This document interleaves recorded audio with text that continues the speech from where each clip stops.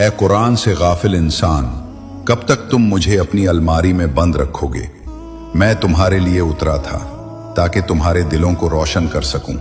میں سورۃ الملک ہوں، مجھے ہر رات پڑھو، میں تمہیں قبر کے عذاب سے بچا لوں گی، زمین کے اندھیروں میں تمہارا نور بنوں گی۔ میں سورۃ الکہف ہوں، مجھے ہر جمعہ پڑھو، میں تمہارے چہرے کو نور سے بھر دوں گی۔ میں آیت الکرسی ہوں، مجھے ہر فرض نماز کے بعد پڑھو، میں تمہاری غیبی ڈھال بن جاؤں گی۔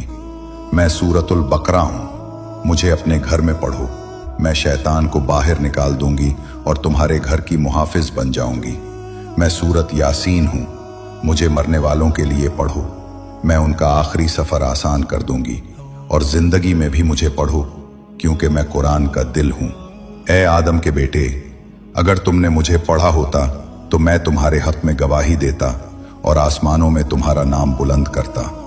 قرآن تمہیں پکار رہا ہے، اس کی آواز سنو، اس پر عمل کرو اور دوسروں تک پہنچاؤ۔